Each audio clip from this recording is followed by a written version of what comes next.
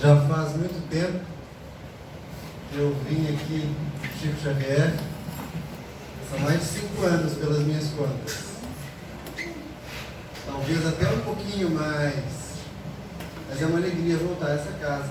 Sempre recebeu a gente com tanto carinho, de braços abertos. Hoje, sem a presença de alguns companheiros de outro tempo, mas revendo outros corações queridos aqui de Leopoldina, que são muito especiais para nós. Bem, eu peço desculpa pelo atraso, né? Estou percebendo que eu sou péssimo para marcar os horários para sair de casa, quando for fazer palestras. Sai 5 horas e ainda assim a estrada prega peças na gente, né? Nós havíamos programado para a noite de hoje uma pequena reflexão em torno do tema a obsessão. E esse tema se torna muito pertinente para nós, especificamente devido a 2 motivos. Um primeiro motivo, que é algo estrutural do nosso pensamento espírita, nos ajuda a perceber que não há espiritismo sem espírito. Portanto, o que Kardec denominou obsessão faz parte da preocupação habitual da nossa prática espírita. Não existe espiritismo sem espíritos e também não existe espiritismo sem obsessão. Agora, há um segundo motivo que também nos interessa nessa reflexão, mais específico, no que diz respeito ao pensamento do nosso tempo presente, que é o flagrante descontrole em que a gente parece estar vivendo esses últimos anos no nosso planeta, no nosso país, na nossa cidade, mas sobretudo dentro da nossa própria cabeça e do nosso próprio coração. Então, diante de momentos de muita miséria, diante de momentos de grandes provações, onde nós temos os valores do coração aferidos, é natural que antigos vínculos ou antigas chagas da nossa vida moral venham à tona. De modo que hoje nós poderíamos pensar quase que em um processo de espalhamento obsessivo ou de epidemia obsessiva nos cercando a caminhada. E aí a gente vai tentar refletir um pouquinho sobre isso a partir do pensamento de Kardec. Primeiro ponto importante para a gente considerar. Quando Kardec está trabalhando obsessão no Livro dos Médiuns, ele tem um olhar muito específico. Porque para ele, a obsessão é um problema ou um escolho dos médiuns. Isso. Tem como só aproximar um pouquinho mais? Eu tenho medo de gritar muito. Porque lá atrás o ventilador funciona. Então eu vou gritar mesmo. Quando Kardec está abordando a obsessão no Livro dos Médiuns, ele faz isso de maneira específica, porque ele está pensando nos médiuns. Inicialmente, nós vamos delimitar a obsessão como um escolho da mediunidade. Mas a gente vai perceber, pós-Kardec, que uma vez que todo ser humano é espírito, e que obsessão é um processo de vinculação entre 2 mentes, qualquer espírito está sujeito a esse mesmo processo. O que vai acontecer é que o modo de manifestação do processo obsessivo vai ser diferente. Se Kardec define para nós 3 grandes categorias obsessivas, a gente vai ver que a terceira delas só vai acontecer no indivíduo que seja médico ostensivo. Mas as 2 primeiras, todos nós podemos vivenciar, todas nós podemos experimentar, e tomara que nós não experimentemos. Porque a obsessão é a insistência de um espírito em fazer valer a sua ideia sobre a ideia do encarnado. E ele faz isso por quê? Ele acorda de manhã, olha para o céu e diz assim: segunda-feira, um dia quente em Leopoldina, que vontade de perturbar alguém. Deixa eu ir lá encontrar algum filho de Deus para eu azucrinar. Óbvio que não. A obsessão se dá a partir de vínculos psíquicos. E esses vínculos não são assim tão claros nem para nós. Ninguém pensa como eu gostaria de ter um espírito controlando o meu pensamento, ou me induzindo a isso ou aquilo. Não. A obsessão se dá a partir daquelas ideias que passam a fazer sempre presença na nossa casa mental. Ideias repetidas, sentimentos que não são analisados por nós, nossos modos de reagir à vida. E há espíritos ao nosso redor constantemente. Alguns deles olham para nós e dizem assim, é só mais uma pessoa. Mas outros, quando nos observam, se possuem vínculos conosco, se possuem afinidade de gostos, de interesses, de buscas, começam a ficar cada vez mais perto. Cada vez mais perto, cada vez mais perto, e pela afinidade dos dois pensamentos, surge uma conexão. Essa conexão é o que nós chamamos de obsessão e espiritismo. Né? Em outras religiões, o pessoal diz, o fulano está atuado de espírito, está com imposto. Né? Não, o espiritismo não entende dessa maneira. Mas as ideias que são repetidas com muita frequência, que começam a ser obsessivas na nossa cabeça, vão certamente encontrar um apoio espiritual para que continuem assim. Você pode perguntar, Vinícius, mas os espíritos superiores fazem isso? Não. Por que não? Porque o espírito superior respeita como última fronteira da gente o livre-arbítrio. Então nenhum espírito guia, mentor, nenhum anjo de guarda vai te obrigar a ter um pensamento ou vai te constranger a fazer qualquer coisa. Agora, aquele espírito que é um desafeto com você, ou aquele que não tem muita noção do que está fazendo, mas aproveita dos prazeres da vida a partir da sua experiência, vai dizer, vai lá, bebe de novo, responde ela de maneira mal criada, vai. Você não tem que levar desaforo para casa, não é pior do que ninguém. Você está no seu direito. E aí essas ideias se repetindo, se tornam verdade na mente nossa, dos encarnados. Né? É como aquela gotinha que vai caindo na pedra e aos poucos vai esculpindo a pedra. Kardec define para nós 3 categorias, eu disse. Quais são elas? O primeiro tipo de obsessão, ele vai chamar de obsessão simples. E o que é esse processo? Bem, é o processo corriqueiro da vida humana. Todos nós aqui somos simplesmente obsediados. Quase que nós podíamos começar o estudo dizendo assim, boa noite meus amigos e minhas amigas obsediadas. Porque esse processo é o processo da simples emanação mental que encontra eco em indivíduos que pensam igual a nós.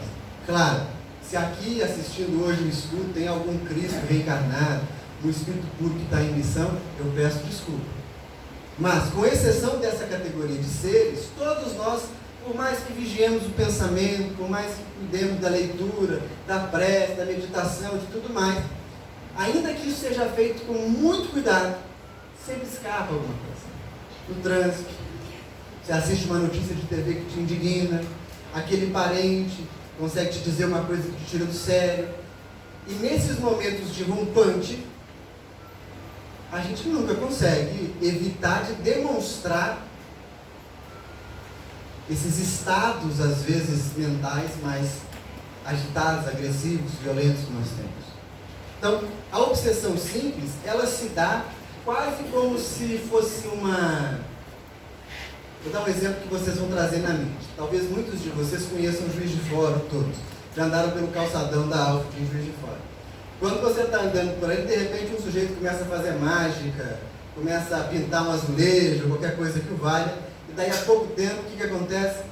Um monte de gente em volta dele ouvindo ele fazer o seu show. Isso é obsessão simples. Né? Numa rua movimentada, no meio de muita gente, nós não conhecemos o espírito não nos conhece, mas nós sacamos da cartola um sentimento, um pensamento que interessa para nós como alívio, interessa para ele como alimento ou como fonte de algum tipo de sensação. E aí naquele momento há uma pequena afinidade. Mas é o que a gente chama de obsessões circunstanciais. Não há um vínculo ali profundo. Uma vez que o encarnado mude a faixa de pensamento dele, ele não vai mais encontrar vinculação com esse desencarnado, cada um segue o seu caminho. Né? A gente pode chamar essa obsessão também de obsessão oportunista. Tanto nós quanto os espíritos vivemos esse rompante emotivo que faz com que a gente se vincule. Mas aí a gente vem para a casa espírita, toma o passe, toma água magnetizada, faz uma leitura em casa, chega em casa e encontra a esposa, o marido, o filho, a mãe, conversa, a cabeça muda o foco. Logo aquele vínculo se desfaz. Por isso nós podemos dizer que todos somos mais ou menos obsidiados. Inclusive os médiuns, né? Quando Kardec pergunta a Erasto, como podemos definir o médium perfeito? Erasto diz, perfeito não existe na Terra. Poderíamos apontar o bom médium, e ainda assim são raros. O bom médium é aquele que é enganado menos vezes pelos espíritos. O que significa que todo médium é enganado. Nós também, portanto, fazemos parte dessa categoria vasta. Suponhamos então que essa obsessão oportunista, que essa vinculação que foi assim espúria por um pensamento que veio e não partiu, ela se estenda. Ao invés de você buscar uma leitura, ao invés de você procurar algum tipo de meio de extravasar a sua angústia, você se fecha no teu quarto e decide que vai ruminar, vai remoer aquele sentimento durante o resto da sua vida. Ou você entra num processo de, por mais que você converse com alguém, não consegue sair daquela faixa de pensamento. Isso traz um certo prazer, né? É preciso que se fale a respeito disso. Se você perguntar para qualquer pessoa que vem à casa espírita com frequência e que te aponte um vício, por exemplo, ela diga assim para você, eu gosto muito de falar mal da vida dos outros. Você pergunta para ela, você sabe que isso faz mal? Ela vai dizer, sei. Você sabe que não é legal? Sei. Você sabe que ser fofoqueiro não é uma coisa muito popular? Sei. Tudo que você perguntar para ela sobre as consequências morais da sua ação, ela saberá te responder. Sabe qual é a pergunta que a gente não faz? Que prazer você obtém disso? Essa é a chave para a gente lidar com as nossas falhas morais. Muitas dessas falhas geram em nós prazer. E a gente tem vergonha de assumir. Então suponhamos que o seu vínculo com o espírito perturbador lá, circunstancial, oportunista, desperte em você prazer. E ao invés de você se desvincular, você começa a alimentar essa troca de energias. Ao longo do tempo, a gente então vai ficar diante da segunda categoria obsessiva definida por Kardec, que Kardec chama de fascinação. A fascinação, segundo o codificador, é a pior forma obsessiva que existe. Embora ela seja a segunda, né? A gente imagina, se tem 3, a terceira é pior, porque é a que está mais alta. Não, a pior é a fascinação. Quando a mente do encarnado e a mente do desencarnado estão praticamente fundidas, fusionadas, o desencarnado pensa e o encarnado começa a tomar por suas as ideias do seu condutor espiritual. Por mais absurdas que sejam, por mais sem sentido que sejam. E aí a gente começa a ver indivíduos que tomam decisões estapafúrdias, que falam de si coisas que não são verdadeiras, e mais, um traço muito característico da fascinação. Todo fascinado não suporta ser criticado. Então, se alguém se aproxima do fascinado e diz assim, você não acha que você está conduzindo sua vida de um jeito meio autodestrutivo, não? Ele junta as coisas dele e vai embora. Porque ele não suporta ser questionado. Ele não suporta ser apontado. Na casa espírita, às vezes a gente tem casos assim de fascinação. O indivíduo começa a receber umas mensagens estapafúrdias de uns espíritos mais esquisitos impossível. Aí você diz para ele assim, mas será que está fazendo sentido isso que você está recebendo na reunião? E o médium responde para você está duvidando do meu guia? Você está duvidando de mim? Você está achando que eu estou mentindo? Ah, então eu não vou ficar nessa casa não. Porque o meu guia é sério. Isso é um sinal vermelho de fascinação tremendo. Eu me lembro quando eu era mais novo, na reunião mediúnica, manifestou-se um espírito que se passava como diretora espiritual da casa. Vocês têm uma ideia do que é fascinação? Nós tínhamos, o grupo já tinha 15 pessoas. Quem trabalha em reunião mediúnica aqui vai saber que 15 pessoas já é um limite altíssimo para membros de grupo de reunião. Quanto menor o número de pessoas de uma reunião mediúnica, mais a chance de que ela funcione bem. Nós tínhamos 15. Estávamos recém acabando um grupo de formação de médiuns com 32 participantes. Muito bem. Na reunião mediúnica, manifesta-se o suposto guia. A suposta guia. E qual foi a orientação da suposta guia? Todos os membros que estavam na formação mediúnica deveriam passar a fazer parte da reunião. 32 mais 15, vocês têm noção que de uma semana para outra a gente teria uma reunião com quase 50 pessoas. Isso é insustentável. E eu então, na hora que o guia terminou de falar, tomei a palavra se eu queria fazer uma pergunta. E comecei a questionar sobre o número de pessoas na reunião. Não é plausível, não é razoável, não vai produzir um espaço produtivo, tal. Muito bem. O que aconteceu? Me chutaram debaixo da mesa. Porque eu não podia questionar o guia. E a médium, depois da comunicação, se sentiu pessoalmente ofendida. Porque eu estava apontando erro no espírito que a dirigia. Isso é fascinação, segundo o Espiritismo. Tá? Quando só um espírito tem razão, quando só um médium tem razão, quando só eu sei. Mas e quando o indivíduo não é médium? Não tem esse caso do guia? A fascinação se mostra do mesmo jeito. Ideias amalucadas que o indivíduo insiste em impor aos outros.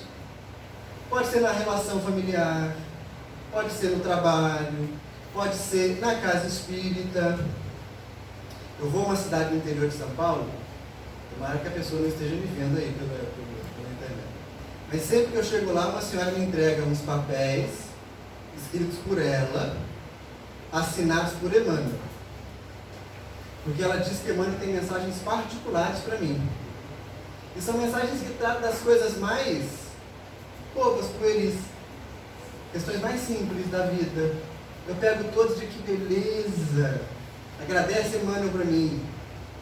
Mas é uma vinculação dela com determinados espíritos que a mantém dessa forma.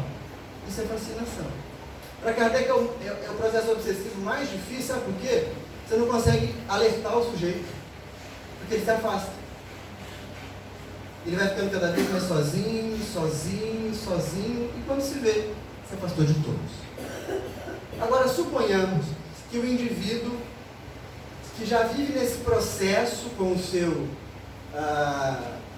companheiro espiritual, mantenha dessa forma e ainda tenha algum rudimento de mediunidade. Aí a gente pode chegar à terceira categoria de obsessão proposta por Kardec, que é o que ele vai chamar de subjugação. É interessante porque no livro dos médiuns ele usa a palavra subjugação, e ele diz que é impossível existir possessão. Mas na Gênesis ele vai rever esse pensamento. Ele vai dizer que alguns casos são vinculações tão fortes em que nós podemos falar sim de subjugação. E o que é a subjugação? É quando a influência e o domínio do desencarnado é tão grande sobre o encarnado que ele perde o controle do corpo físico. É aquilo que a gente ouve em história ou vê em filme. Hoje subjugação não está em moda. Né? Por quê? Porque o indivíduo cai no chão e começa a debater, chama o SAMU, dá uma injeção nele, dorme ele e o espírito. Vai acordar lá no hospital. Né? Então os processos de subjugação hoje são mais sutis. Certa vez nós acompanhávamos um caso de um indivíduo que bebia de 40 a 60 latas de cerveja e não apresentava nenhum sintoma de embriaguez. Uma vez nós contamos 47 latas de cerveja. E a gente não sabia o que fazer. Numa reunião, os espíritos nos orientaram. Trata-se de um caso de subjugação. Como ele não perde o controle? Não perde o controle motor. Mas não é ele que domina o organismo. Quando o sujeito não tem mais controle, a gente pode falar de subjugação. São casos que são mais fáceis de tratar do que a fascinação, porque o indivíduo em alguma medida percebe que está fazendo algo contra a vontade, ele percebe que perde o controle, ele percebe que apaga, ele percebe que faz uma coisa errada, ele percebe que fez um vexame, né? E aí esse caso sim a gente vai atender e vai tratar com passes magnéticos, água magnetizada, sessões de desobsessão na casa espírita, estudo do evangelho, reflexão para renovação moral, tudo isso. Quando a gente pensa num momento de mudança planetária, de transição planetária, a gente tem que considerar que o processo obsessivo vai lá no limite. Sabe por quê? Porque a gente já viu um monte de definição para a transição planetária. Algumas fantásticas que vêm seres de outro planeta, que vão começar a colonizar a Terra. É quase uma jornada nas estrelas espírita, né? Mas, a rigor da justiça, o processo de transição começa no exato momento que Jesus nasce na Terra. Porque ele apresenta um novo modelo de vida. E a gente vem vidas a fio, ouvindo o Evangelho, ouvindo outros ensinamentos, bebendo nessa fonte de sabedoria que nos conduz até aqui. Por que que hoje a gente vive uma crise que parece ser um pouco maior? Por quê? Porque nós estamos saturados dos comportamentos que sustentamos até aqui, mas não temos certeza do comportamento novo. O que é a transição? É a crise da nossa maneira de agir no mundo. Então, como eu já estou saturado do meu comportamento inferior, equivocado, confuso, isso me dá mal-estar. Mas eu não sei o que fazer. Você pode dizer para mim assim, Vinícius, é claro que eu sei, eu tenho que seguir o Evangelho. Mas aí quando você está sozinho, você com você mesmo em casa, você pensa, se esse negócio não for verdade? E se eu usar minha vida inteira para ser uma pessoa boa, chegar lá e não tiver nada disso? Como é que eu vou fazer? Percebe onde está a crise? Como a gente fica nesse circuito vicioso, as nossas ansiedades e tensões vão aumentando. O indivíduo desencarna e continua indivíduo, continua buscando as mesmas fontes de prazer, continua buscando as mesmas fontes de saciedade. Nós vamos povoando esse universo exterior, ou seja, esse universo espiritual que nos rodeia, cada vez mais nos últimos 100 anos, com uma nuvem de indivíduos insatisfeitos, confusos e sedentos de transformação. Por isso, nós podemos falar de espalhamento obsessivo. Porque quando surge aquela angústia na tua cabeça, você fala assim, nossa, será que eu devia trabalhar tanto assim e deixar meu filho em casa sozinho? Pode ter certeza que os espíritos também têm essa dúvida. Tem espírito que vai bater ponto no trabalho até hoje. Tem espírito que vai na fila do posto de saúde, espera para comungar na igreja, fica esperando a fila do passe lá de fora na casa espírita. Sabe o que é espírito? Esperando. Essas vinculações, meus amigos, são muito sutis. E a gente separa mundo material de mundo espiritual, não é verdade? Mas só a gente que separa. Não existe essa separação. O que há é uma diferença do grau de experiência que o espírito tem com a matéria. Nós temos uma experiência muito densa. Se eu bater a mão na parede com força, ou chutar sem querer o tablado, vou sentir dor. O espírito talvez não passe por isso. Mas a única alteração é o grau de exposição à experiência material. No restante, nós vivemos um único grande oceano psíquico. E nós somos muito emaranhados. Kardec pergunta: influenciam os espíritos nas nossas ações? Mais do que imaginais, de ordinário são eles que nos dirigem. Com frequência são os espíritos que nos conduzem. E aí, meus amigos, guardemos uma coisa: há processos obsessivos que são conduzidos por maldade? Há aqueles espíritos que se sentem no direito de cobrar vinganças, pagamentos ou coisas que o valham dos encarnados? Há. Mas a maioria dos processos, e olha, uma maioria quase esmagadora, se dá por desconhecimento. Imaginem uma coisa: um parente que não foi assim um atleta da espiritualidade, que morava com você, ia no centro 3 vezes por semana. 3 vezes por semana é muito, né? Você vai 3 vezes por semana, que a consciência pesa, se não for. Nós somos workaholic espíritas, né? Nós ficamos de trabalhar muito. Mas aquele parente é 3 vezes por mês, 1 vez por semana, 1 vez a cada 15 dias, às vezes ficava 6 meses sem ir na casa espírita, aí desencarna. Vai acontecer o que com ele? O doutor Bezerra vem, estende a mão e fala: vem comigo, querido. Não, muito pouco provável. Ele vai desencarnar, vai voltar para onde? Para casa. E ele vai esperar encontrar em casa a família, e vai encontrar a família. Quem que traz ele para a casa espírita para ser instruído? Os parentes. E vai fazer isso com a igreja evangélica, com a igreja católica. Mas isso acontece até com quem não tem religião? Sim. Mas e se o pessoal não conseguir encaminhar esse espírito? Pois é. Aí vira um condomínio espiritual. Encarnados influenciando desencarnados, desencarnados influenciando encarnados. Percebe como o processo é sutil? E esse é o mundo que a gente vive. E a gente não para observar, ou para muito pouco. Quantos pensamentos te vêm à cabeça e que você sabe que são exatamente aqueles que você pensa? Prestem atenção, como às vezes, subitamente irrompe de não se sabe onde, ideias que passado alguns instantes você diz: gente, de onde que veio isso? Que vontade é essa? Que coisa é essa? Da onde isso veio? Divaldo Franco conta que durante boa fase de sua vida viveu um processo obsessivo agudo do espírito máscara de ferro. Algumas vezes ele acordou já entrando no mar com a água quase no queixo, sendo que ele não sabia nadar. Era conduzido num torpor ou transe pelo espírito para a água. Percebe? Como é sutil, quando se dava conta que já tinha acontecido. Como nós não temos mar aqui em Minas, esse problema não é um problema tão seminal para nós, mas há uma passarela sobre a BR aqui que é coberta de tela. E muitos foram os casos de pessoas que caíram, se jogaram, foram jogadas dali.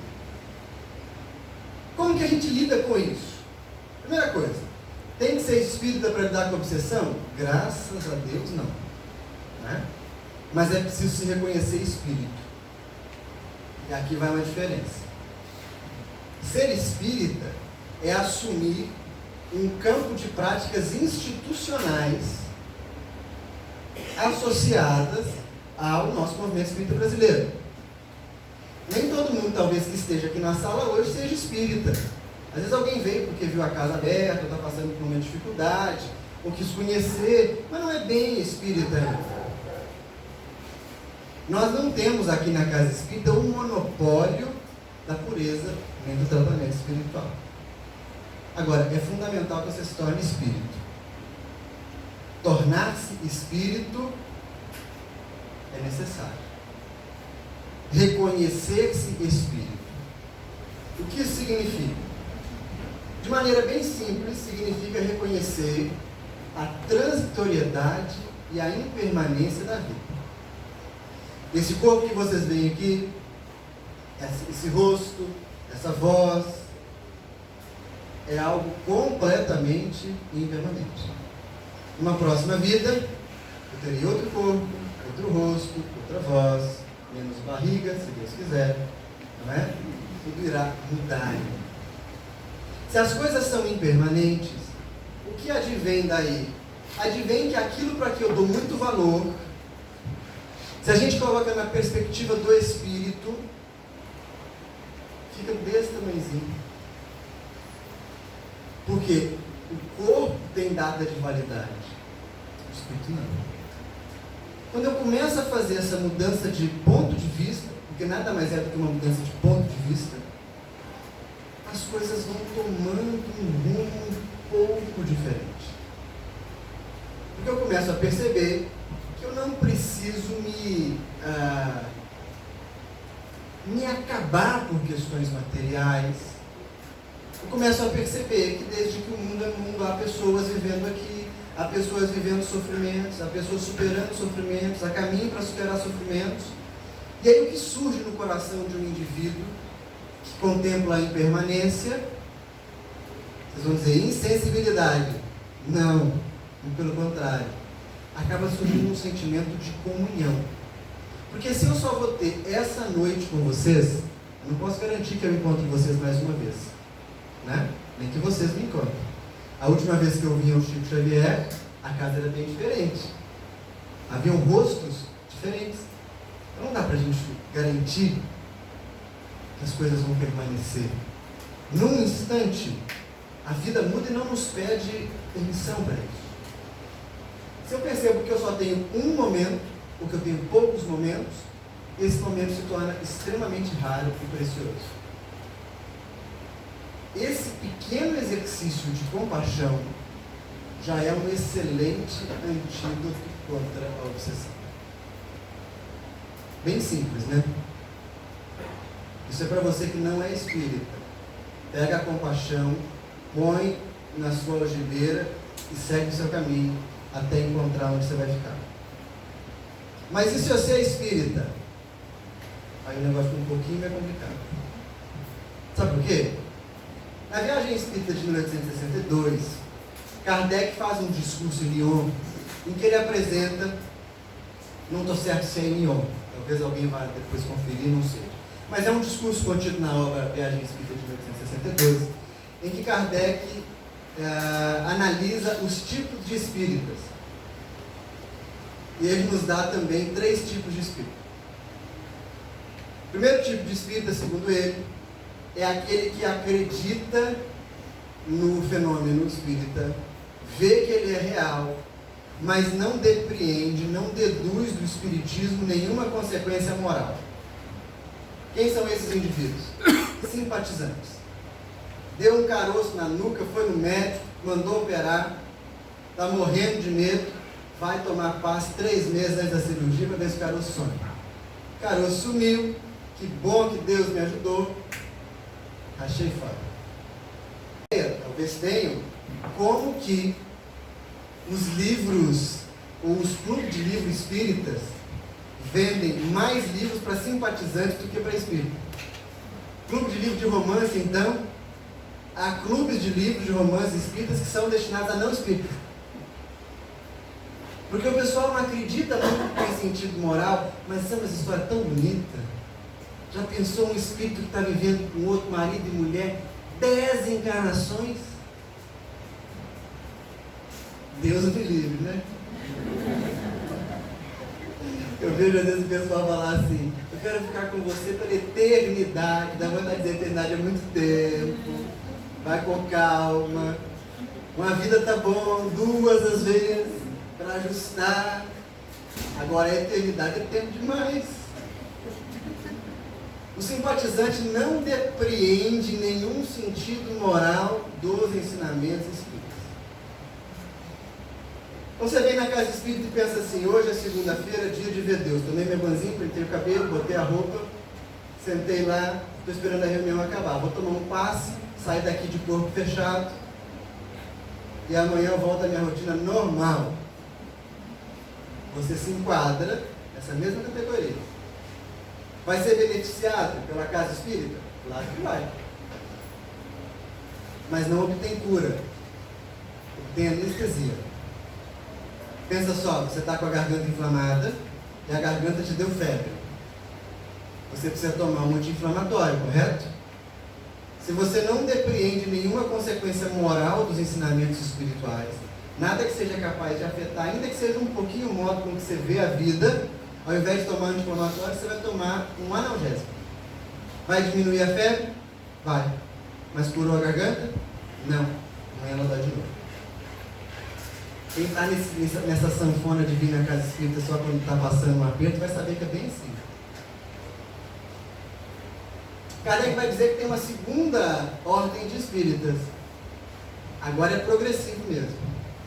São aqueles que acreditam nos fenômenos espíritas, acreditam que os fenômenos têm valores morais, no entanto, para os outros, não para ele. Às vezes a gente termina de fazer palestra, vem alguém e diz assim: olha, pena que a minha mãe não veio.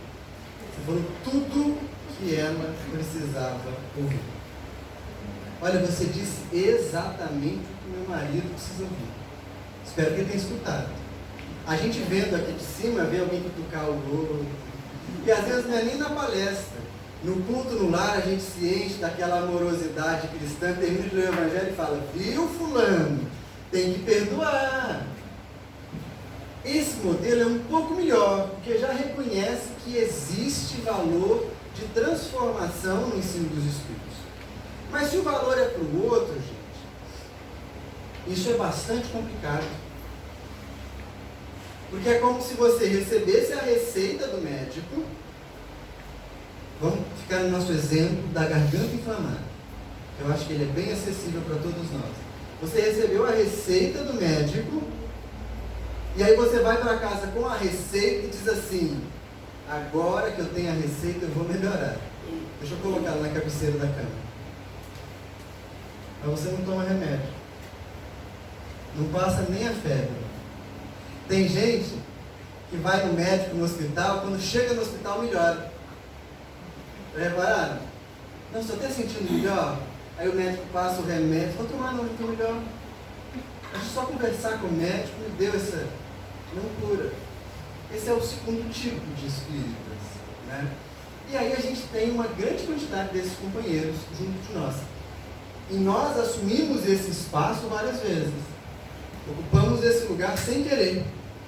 Sabe por quê?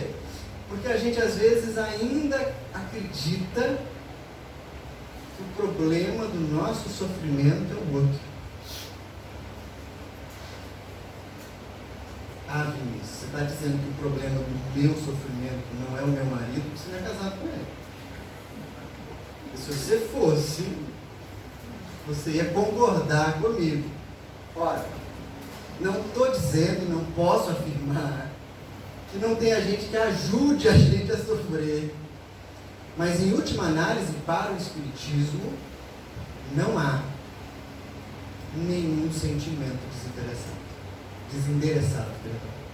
Me lembro uma vez que eu vivia, talvez a maior dificuldade. Eu fico com o coração apertado de dizer maior dificuldade, porque Deus pode pensar assim: foi a maior, então vamos ver a próxima como é que é. Mas foi muito difícil na prática espírita nossa, quando nós morávamos ainda em Belo Horizonte. Uma companheira de atividade na casa espírita fez um surto psicótico, com delírio religioso, e o delírio que ela fazia era conosco, família toda evangélica, e a moça assistia estudos na casa espírita. Vocês imaginem como foi então a situação. A moça foi internada num hospital psiquiátrico por um tempo, e a família julgava que nós havíamos feito alguma coisa com a moça, algum feitiço, alguma coisa que vai. E, inclusive, a família foi à casa espírita. Foi um momento muito delicado, porque a gente sempre, a cada instante a gente via um escândalo. Um escândalo. E eu fiquei agoniado, sabe por quê? Porque na hora de consolar os outros, o Espírito vem, manda mensagem, manda orientação, dá recado. Eu estava comendo pão que o diabo amassou, não tinha uma mensagem. Não vinha um Espírito consolar. Não tinha um sinal. Bem assim, ó, segura aí que vai dar certo. Nada. Isso foram alguns meses de tremenda angústia. Não interrompemos o trabalho na casa espírita, não interrompemos o trabalho profissional, reforçamos as orações e as preces, até que um dia, numa reunião, um companheiro espiritual se aproxima de nós com ares de quem nos consolaria.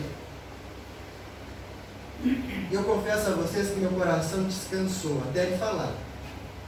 Porque ele disse assim: meu filho, a lei não erra, não se excede e não deixa faltar.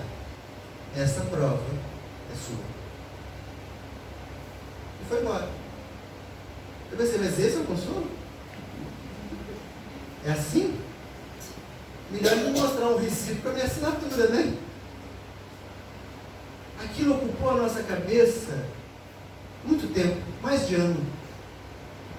E como foram sábias as palavras desse companheiro? Porque em espiritismo, de fato, se vivemos num sistema de causas e consequências, se não vivemos essa vida como a primeira, mas uma de número indefinido em tantas outras que já experienciamos, é impossível dizer que aquilo que nos visita hoje seja fruto de um acaso de qualquer espécie.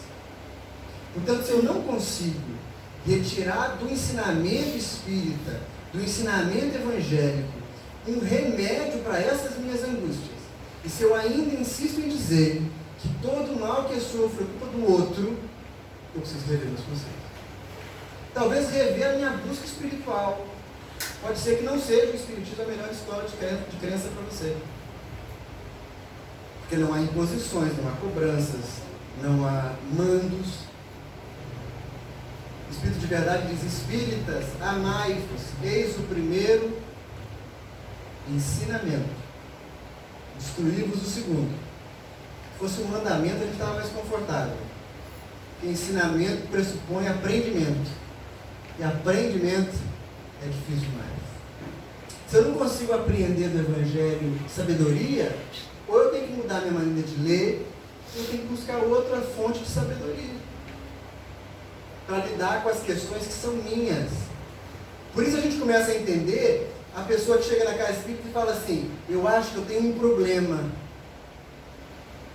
porque eu estou no meu 5º relacionamento e nenhum deles dá certo. Todos os meus namorados são iguais. O que os seus 5 namorados tiveram em comum?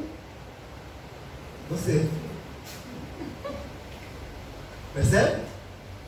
Qual que é a chance de 5 pessoas diferentes, criadas em famílias diferentes, em lugares diferentes, com idades diferentes, serem iguais? 0.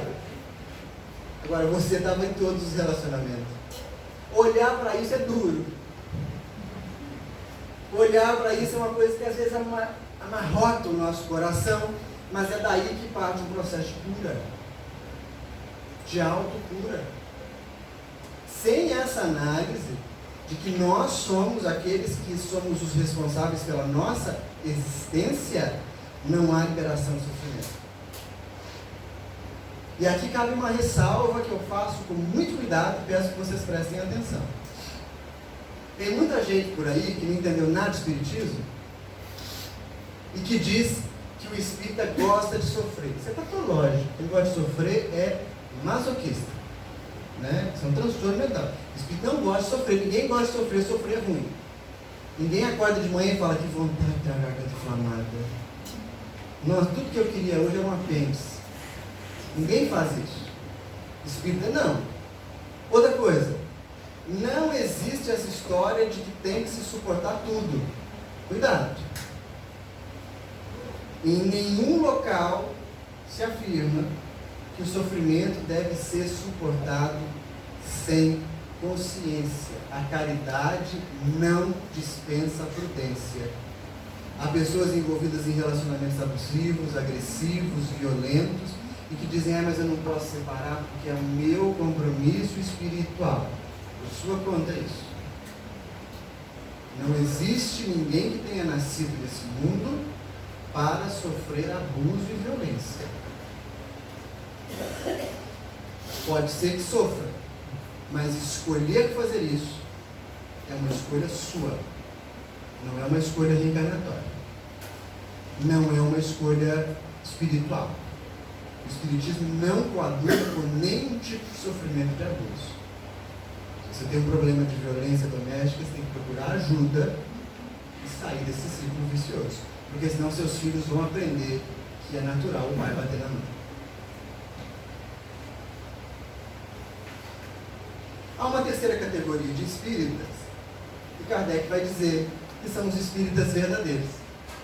Né? Aqueles que acreditam nos fenômenos, que veem nos fenômenos consequências morais, mas, além disso, enxergam que aqueles ensinamentos são para eles. Esse é o remédio da obsessão.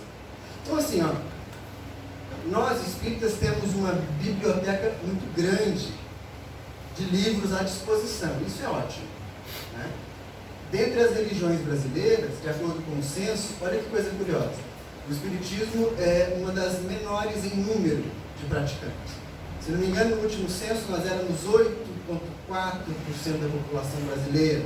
Se a gente aumentar isso aí com o número de simpatizantes, talvez cheguemos a 12%, 15%. Ainda assim é muito. Mas comparado com a Igreja Católica, com as igrejas protestantes, o nosso tamanho é pequeno, né? Mas, em contrapartida, o grau de escolaridade e de leitura entre os espíritas é de longe o maior. Porque nós temos o costume do livro. Muitas pessoas ficam pensando assim, tá, eu tenho que ler tudo? Não. Como a gente poderia, então, traçar aqui com vocês uma receita médica de tratamento da obsessão espírita? Primeira coisa, a gente precisa entender os fundamentos do espiritismo. Você vai fazer isso praticamente com o livro dos Espíritos. Né?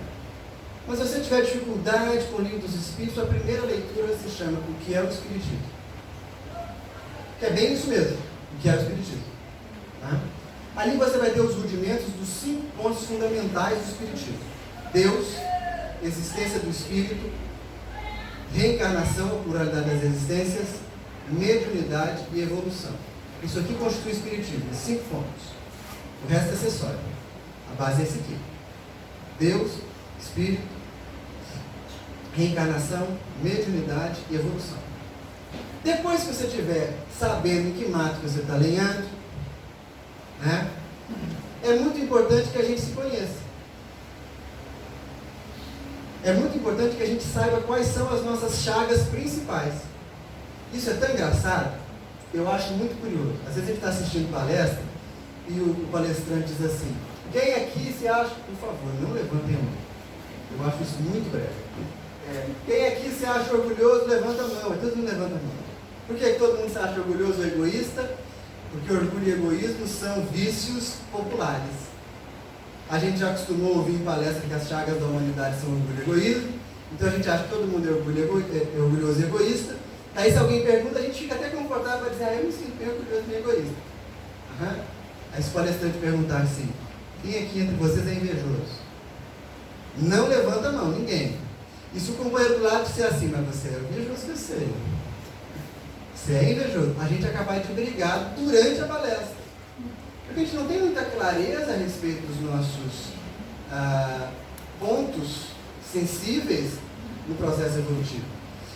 Você conseguindo identificar alguns deles, e olha, nada muito sofisticado não. Facilmente você consegue pensar assim: sou um indivíduo raivoso. Não consegue? Quem é raivoso morre até o vento. Sou um indivíduo apegado. Separa 10 camisas para doar, na hora de doar consegue doar uma. A camisa de quando você casou há 30 anos atrás, você guarda que você vai emagrecer e usar de novo. Né? Eu me lembro que na casa da minha avó tinha uma cristaleira cheia de copos, os copos mais fantásticos, né? Eles tinham copos desenhados e pintados à mão, copos de cristal, copos de não sei o quê, copos de não sei o quê, e nós não podíamos tocar nos copos, não é? Nós tínhamos que tomar naqueles copos da Sica, de massa de tomate ou de requeijão, que não podia tocar nos copos. Um dia, a cristaleira deu um estalo Não sei de velhice, de cupim, o que foi, quebrou tudo. Tudo. Copos, alguns que nunca foram usados. Né? Se você tem uma cristaleira dessa, é um forte candidato ao apego. Né? E a gente tem outros traços de personalidade que são fáceis de perceber. Eu sou apegado, eu sou comilão, eu sou vaidoso demais. Esses traços marcantes são o começo da nossa trajetória espiritual. Uma vez que já citou o que é espiritismo, agora eu vou ler aquilo que me ataque diretamente o ponto de angústia. Então, se eu me considero um indivíduo apegado, eu vou ler sobre apego. Só isso? Pronto-socorro espiritual, só isso. Aos pouquinhos, aí da casa espírita, o diálogo com alguém, é muito importante a gente conversar com quem a gente confia, a oração, tudo isso vai gerando uma mudança no seu panorama mental. E ao mudar o seu panorama mental, o que acontece com o obsessor?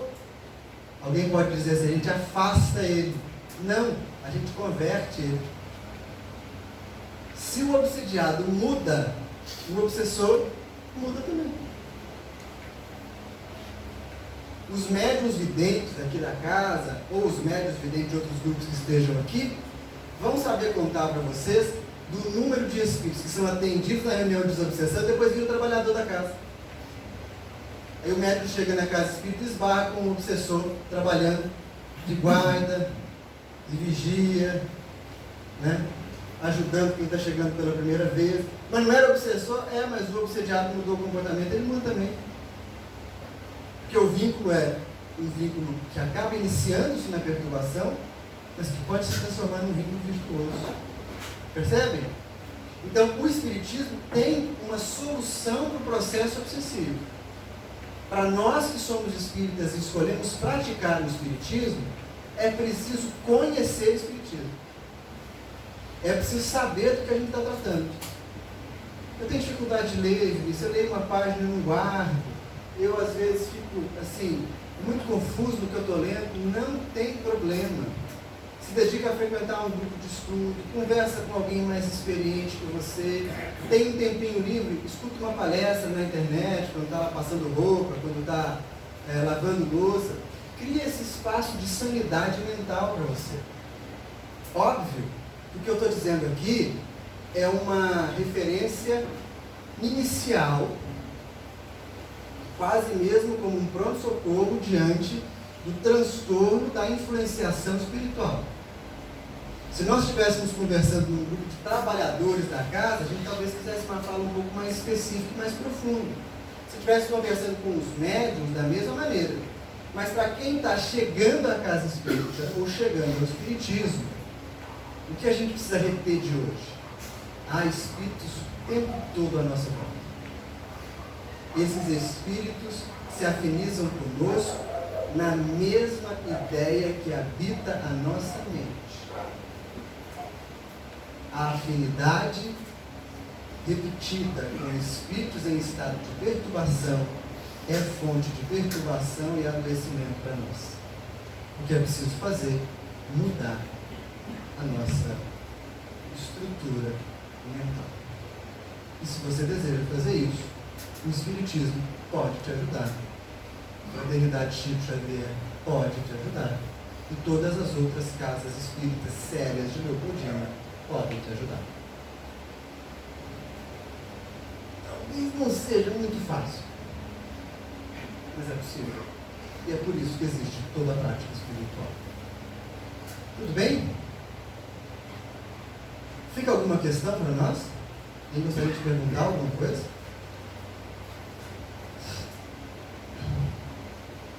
A gente não está acostumado com isso, né? O palestrante vem, fala igual uma vitrola grenhada e vai embora. Vamos lá para a pergunta.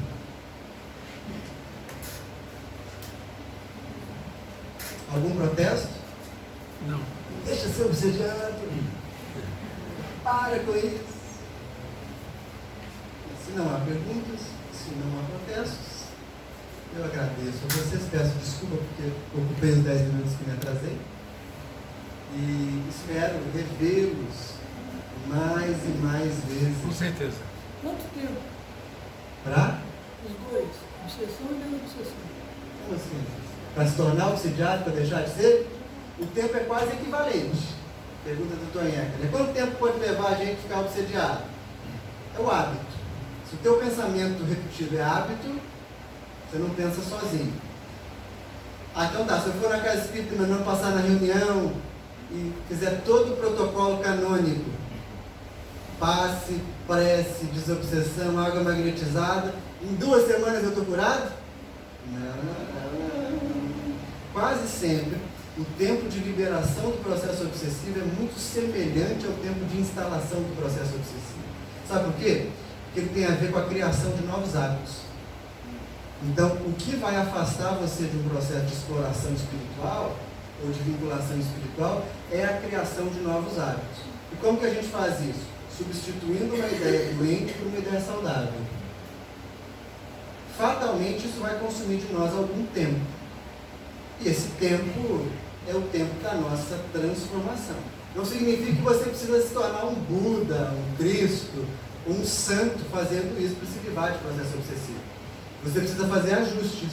Nesse mundo, todos nós vivemos experiências provacionais. A gente vem exatamente para apertar um pouquinho mais a volta do parafuso. Agora, se você estiver amparado num grupo bacana, com pessoas próximas que te acompanhem, que te orientem, não tema o tempo do seu tratamento. É muito bom que a gente consiga, de fato, mudar o panorama mental. Porque afastar o obsessor é fácil. Só que a mente perturbada, ela é como uma ferida aberta. Você espanta as moscas, mas depois vem outras. E outras, e outras, e outras. Então é importante que a gente consiga cicatrizar essa mente. O processo pode demorar um pouco, porque a gente não sabe há quanto tempo que ela está aberta. Então não tem como a gente dizer o prazo. Mas o que a gente pode falar com mais assertividade é que tanto o tempo da criação do vínculo obsessivo, quanto o tempo da sua libertação, é o tempo da criação de hábitos. É o que o indivíduo demora para criar novos hábitos. Certinho? Diga.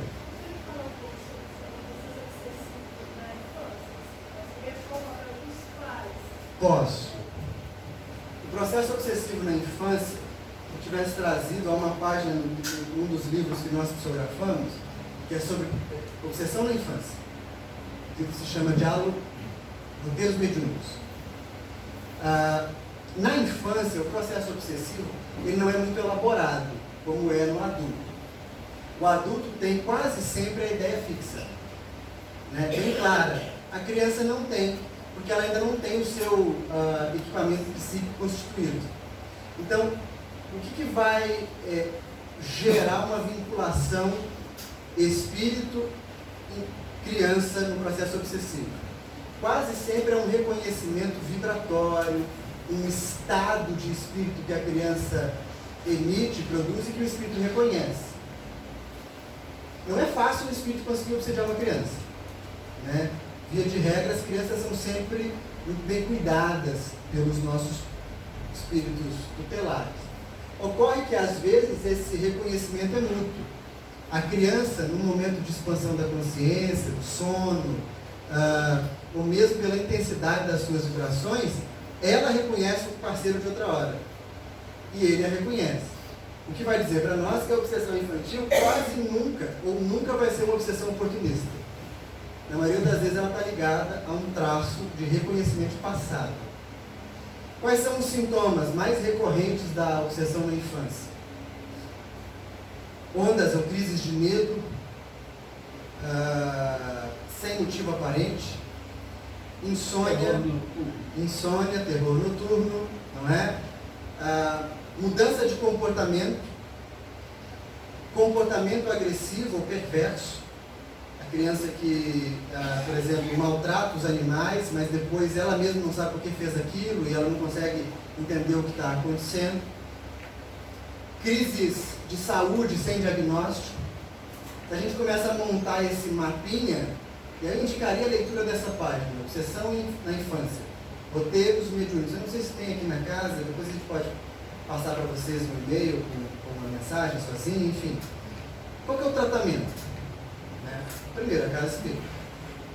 A família é fundamental no processo de tratamento da obsessão infantil.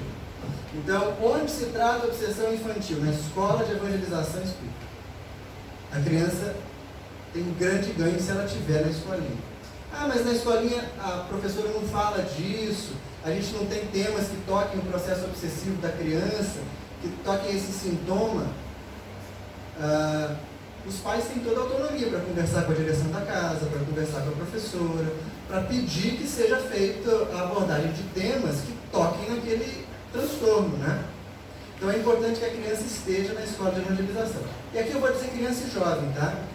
Até 16 anos, assim, acho que dá para ter o mesmo acompanhamento, embora o processo mude um pouquinho. O passe e a água magnetizada são fundamentais, semanalmente. Em casos de suspeita de processos obsessivos, passe semanal na criança é muito importante. Na casa espírita, há, claro, casos em que a criança não consegue vir, se sente inquieta pelo próprio processo. Mas o ideal é que, mesmo que esse passo comece fora da casa espírita, que ele seja gradativamente trazido para dentro da casa.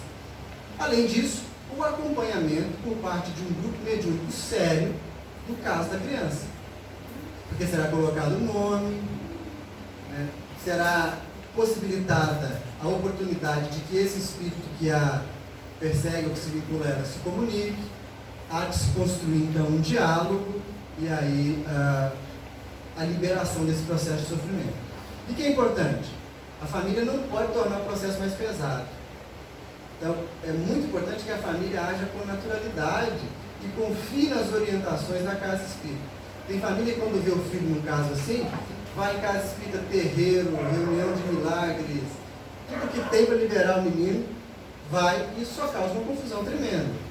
Se a família está na casa espírita, se reconhece na casa espírita um espaço de autoridade, que siga as orientações da casa espírita.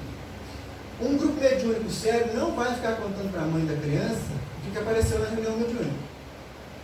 Vai dizer, ó, o caso está em acompanhamento, tenta fazer prece com ele, conversa com ele sobre tal tema, né? Vai dar indicativos, mas não vai criar quadros fantásticos, nem nada disso.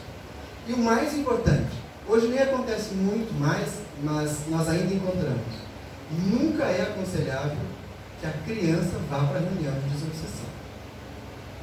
Né? Antigamente isso era comum, hoje não é mais. E por quê? Porque a criança pode ficar muito impressionada com o que ela vai ver. Então, às vezes, pessoas mais simples assim, não, tem que levar esse menino para a mesa com 8 anos, porque aí ele vai liberar. Não, não faça isso. Não faça isso. A criança pode até ouvir sobre o que é uma reunião mediúnica. É legal que os pais, ou então o professor da evangelização, explique para ele o que é uma reunião mediúnica, o que se faz lá, o que acontece. Mas ela, presente, não. Com esse acompanhamento, é muito comum que os processos tendam a, se não se extinguir, garantirem à criança uma trégua. Né? Claro, se trata de vínculos espirituais. Esses vínculos eles estão condicionados a estados mentais, estados emocionais. A criança vai seguir a sua vida, enquanto ela conseguir trabalhar esses sentimentos confusos, junto com a família, junto com a casa espírita, melhor vai ser para evitar novos encontros nesse processo. Existe um estudo de obsessão em crianças que apresentam TDAH, transtorno de atenção moderna. Uma ótima pergunta. Não conheço, mas o que a gente pode dizer é o seguinte: a obsessão, ela não tem um sintoma dela. Qual que é o sintoma de obsessão? A gente vai dizer ideia fixa. Mas nenhum obsediado apresenta só ideia fixa, já repararam? Ou ele adoece muito, ele tem sonhos perturbadores. Esses sintomas satélites, eles não são da obsessão. Eles podem acontecer em outros casos. Então, o que a gente percebe é que quando a gente encontra um indivíduo obsedado que traz já ou tendências ou casos de transtorno mental psíquico, a obsessão potencializa o transtorno. Né? Então, se você trata, por exemplo, uma criança com TDAH, na casa espírita, E no tratamento médico convencional, os dois acessos vão se juntar e a probabilidade de que ele tenha uma melhora é muito maior. Sempre onde há algum tipo de miséria, de prova, de dor, de angústia, há obsessão. Sempre, sempre, sempre. Isso não é para a gente ficar sentindo que eu estou dizendo algo que é moralmente ruim, não. Obsessão é da condição de espírito. Espíritos em estado de aflição se afinizam e isso é obsessão, ponto. Não tem nada mais do que isso. Tá? Então, o que a gente vê é essa potencialização, mas não só na criança. A gente vê essa potencialização em crise de ansiedade, síndrome do pânico, fobias, né? Há casos em que a gente consegue ver nitidamente o efeito da desobsessão no alívio do sintoma no quadro psiquiátrico. Nunca exclui um pelo outro, hein? A gente, a espírita, trabalha com os dois. Respondi mais ou menos? Corri muito, falei igual uma matraca por causa do horário. Mas se for de interesse de vocês, a gente volta com calma, Leopoldina, e faz uma roda de conversa sobre o tema obsessão, ou só sobre a obsessão na infância. Né? Chamamos os evangelizadores, conversamos todos juntos, fazemos estudo de caso, nós temos vários casos que acompanhamos lá em Bicas e alguns em Juiz de Fora nesse processo. E, com certeza, isso é muito enriquecedor para vocês e é muito enriquecedor para nós. Tá bom? Vamos mais.